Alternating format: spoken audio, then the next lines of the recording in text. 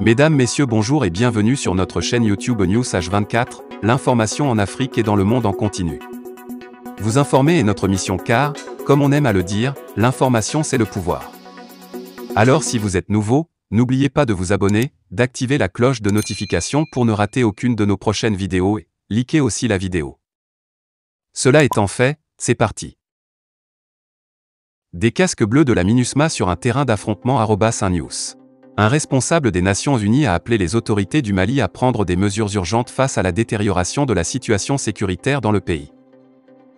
À la suite d'une visite de 6 jours au Mali, la sous-secrétaire générale des Nations Unies aux droits de l'homme, Ilse Brans-Kéris, a exhorté les responsables du Mali à faire face de façon urgente à la détérioration de la situation sécuritaire dans le pays. Elle a toutefois insisté sur le fait que les opérations militaires à elles seules ne suffisent pas à répondre à la crise et a appelé à une réponse globale avec le soutien de la communauté internationale. Selon Brans-Kéris, le travail de lutte contre l'insécurité doit se faire en même temps que le pays s'attaque à l'impunité tout en plaçant les droits humains au centre de la réponse sécuritaire.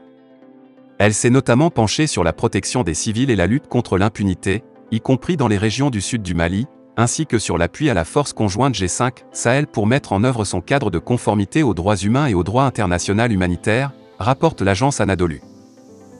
Les initiatives de paix et de réconciliation menées par la communauté démontrent qu'il est possible de désamorcer les tensions et de réduire la violence par le dialogue et par des mécanismes de règlement des différends pour lutter contre les facteurs qui contribuent à la violence intercommunautaire tels que la concurrence pour des ressources rares, a-t-elle déclaré. Être obligé de choisir entre renoncer à ses droits fondamentaux ou être tué est inacceptable, a-t-elle déclaré.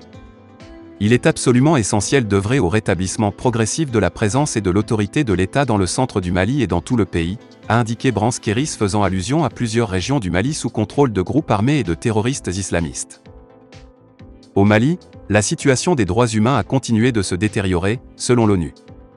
La division des droits de l'homme et de la protection de la MINUSMA, MINUSMA HRPD, a enregistré une augmentation importante des violations et abus des droits de l'homme, documentant 2032 incidents en 2020, ce qui représente une augmentation de 48,86% par rapport à 2019. Mesdames, Messieurs, bonjour et bienvenue sur notre chaîne YouTube News H24, l'information en Afrique et dans le monde en continu. Vous informer est notre mission car, comme on aime à le dire, l'information c'est le pouvoir.